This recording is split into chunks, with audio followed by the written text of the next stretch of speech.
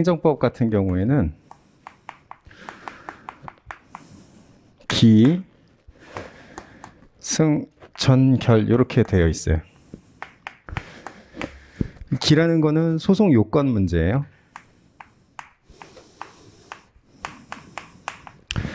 승이라는 것은 소송의 기술과 관련된 부분이고요. 그 다음에 전이라는 것은 본안 심사를 얘기해요. 결이라는 건 판결이거든요. 우리가 UFC 보면 몸무게를 잰 다음에 통과한 사람들만 링 위에 올라가죠. 그렇죠? 그래서 몸무게가 통과됐느냐 여부를 판단하는 부분이 소송 요건이에요. 여기서는 자, 원고 적격으로서 누가 원고가 될 수 있는지 적법한 자격이 있는지 여부. 자, 피고가 될 수 있는 적법한 자격도 피고 적격이에요. 그 다음에 소송을 제기할 현실적 이유, 그걸 협의의 소의 이익이라고 해요. 그 다음에 소의 대상이 될 수 있는 적법한 자격을 대상 적격이라 그래요. 그 다음에 소를 제기하는 데 있어서 일정한 기간이 요구가 되고 그걸 제소 기간이라고 해요. 그 다음에 일정한 지역에서만 제기를 할 수 있도록 되어 있는데 그걸 또 관할이라고 하고요. 그 다음에 행정심판을 원칙적으로는 임의적으로 거쳐야 되는데 예외적으로만 필요적으로 거치게 되는 경우가 있어요. 자, 이러한 요건들이 충족이 되어야지만 여기 전으로 넘어가는 거예요. 그래서 이런 요건들이 흠결됐을 때 판사는 각하라고 이야기하는 거예요. 우리는 행정 쟁송 파트에서 이 내용을 먼저 배우는 거예요.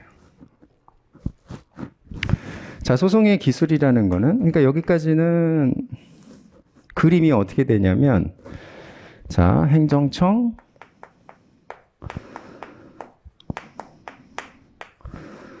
뭔가에 작용을 하면 사인인 갑이 행정법원, 여기에다가 소송 제기 이렇게 되는 거죠. 그렇죠?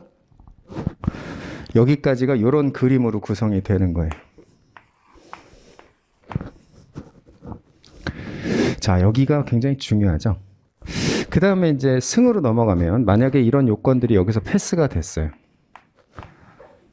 그러면 이제 소송 기술을 전개해야죠. 소송 기술 중에서는 첫 번째, 자, 집행 정지라는 게 있어요. 예를 들어서 여기에 있는 작용이 만약에 가게에 대한 영업 정지 3개월이에요. 그래서 나는 영업을 하기 위해서 시비를 제기했죠. 그런데 소가 진행되는 와중에 이미 영업 정지 기간이 끝나버렸어요.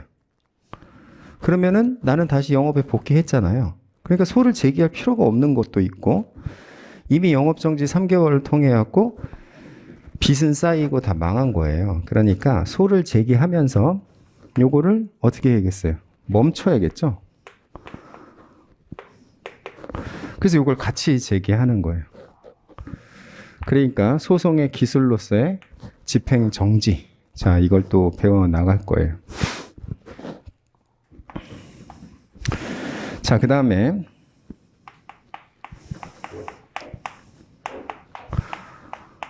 관련 청구 병합이라는 것도 있어요. 이거는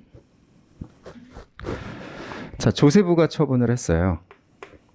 세금 내라고 세금 500만 원 내라고 한 거예요. 사인한테 행정청에서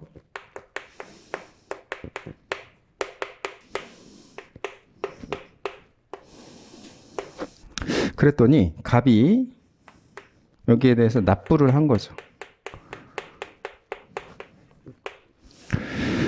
갑이 납부를 해서 소송을 제기해서 갑이 승소했어요. 그러면 행정청은 이걸 돌려줘야 되죠.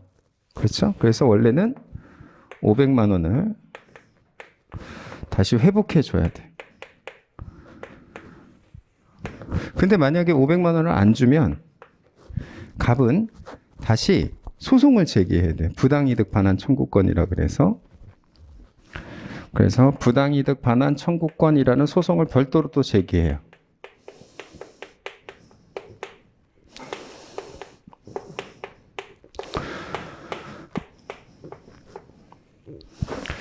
그러면 이 소송도 제기하고 소송이 두 개가 되잖아요. 그렇죠? 그래서 이런 소송은 관련 청구로 해서 하나의 세트로 묶어서 제기할 수 있게끔 하는 기술이 있어요. 자, 이거를 관련 청구 병합이라 그래요. 우리 행소법 10조에 있는데 이것도 소송 기술 중에 하나예요. 그 다음에 소의 변경이라는 것도 있어요.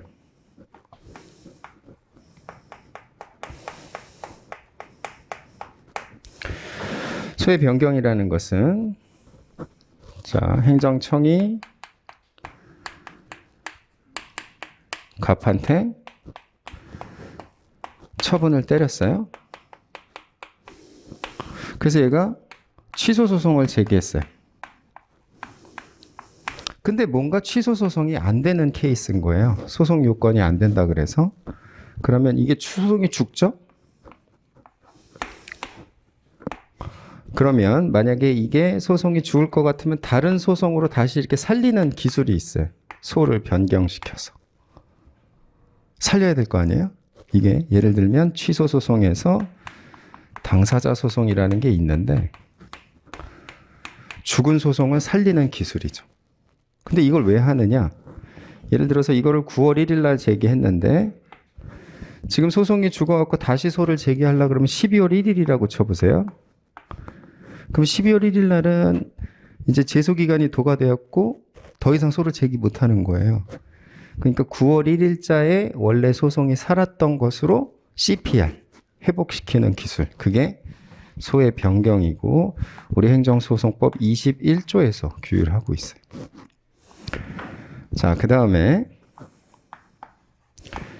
자, 처분 사유 추가 변경이라는 것도 있어요.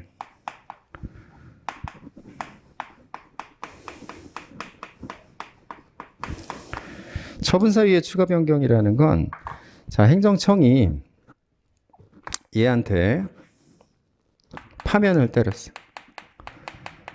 야, 너 이제 나가라. 얘가 공무원인데.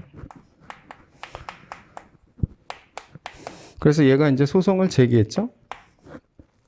그래서 왜 제가 나가야 되나요? 그랬더니 너는 뇌물을 줬어. 그래서 나가야 돼라고 파면을 때린 거예요. 자, 그러면 이제 소가 제기가 됐죠. 그래서 소송 요건이 충족돼서 기가 패스가 됐으면 여기 기 요건 있잖아요. 저게 패스가 되면 승으로 넘어오면 이제 어떻게 되냐면 판사를 만나는 거죠. 판사가 여기 있고 원고가 여기 있고 그 다음에 피고가 여기 있어요. 소를 원했던 애는 갑이니까 행정청이 피고가 되겠죠. 이렇게 되는 거예요. 여기가 법정이죠. 법정. 이렇게. 그래서 이제 판사가 아니 얘 왜 파면시켰나요? 물어보니까 행정청이 하는 얘기가 아니 뇌물을 줘서 그래서 파면했어요. 이렇게 얘기하는 거예요. 자, 그랬더니 판사가 뇌물 준 사실 있나요? 그랬더니 원고가 뇌물 준 사실이 전혀 없고 알고 보니까 행정청이 잘못 알고 파면을 때린 거예요. 그랬더니 이제 피고가 지게 생겼죠. 그러니까 다른 사유를 막 찾아보니까 얘가 사실은 뇌물을 준 사실은 없는데 치킨집을 별도로 차려가지고 이중으로 돈 벌고 있었던 거예요. 그러니까 공무원이 영리행위를 하면 안 되거든요. 국가공무원법상. 그래서 영리행위를 했기 때문에 너는 파면이야 이렇게 하는 거예요. 이게 뭐예요? 처분 사유를 이렇게 변경하려는 누구의 기술이에요? 행정청의 기술이죠. 자, 이게 처분 사유의 추가 변경인데 여러분 느끼기엔 어때요? 이렇게 하면? 좋아요? 괜찮은 것 같아요? 자, 우리가 여러분 연애해보는 사람 손 한번 들을까요? 연애하는 사람? 프라이버신가? 보통 여자친구랑 싸울 때 제일 짜증나는 부분이 뭐예요? 예를 들어서 뭐 전화 안 받는다는 걸로 싸우기 시작했어요. 그랬더니 싸움이 확장돼갖고 너 왜 내 생일 안 챙겨줘? 뭐 이런 식으로 또 싸움이 전개가 되면 걷잡을 수 없죠. 그러면 우리가 드는 기본적인 생각은 뭐예요? 야, 약속 시간을 전화를 안 받은 거하고 생일을 안 지킨 거하고 이런 걸로 하면은 싸움이 계속 번복되잖아. 이런 느낌이 들죠. 그러니까 둘 사이에 뭐가 없는 거예요. 뭔가 연관성이 없잖아요. 그거를 법적으로는 뭐라고 있어 보이게 표현하냐면 기본적 사실관계의 동일성이 없다라고 표현하는 거예요. 여러분 배웠죠? 기사동이라 그래서. 자, 그러면 그런 기본적 사실관계의 동일성이 없는 사유로 다시 지적을 하면 우리도 기분이 나쁘죠. 그러면 원고하고 피고도 이게 아무리 법이지만 법도 상식의 최소한이잖아요. 그러니까 이게 원고도 기분 나쁜 거예요. 아니 처음에는 뇌물 줬다고 이렇게 나 뒤통수 치고서 지금 와갖고는 또 이런 사유로 뒤통수 치면 나는 어떡하니? 이런 문제가 여러분이 뭐 연애하면서 싸움이 났을 때 그런 거하고 비슷한 거죠, 본질이. 그래서 기본적 사실관계의 동일성이 있는 경우에만 허용을 하고 기본적 사실관계의 동일성이 없는 경우에는 허용을 하질 않는 거예요. 그게 처분 사유의 추가 변경의 문제. 이것도 여러분들이 한번 배웠을 거예요.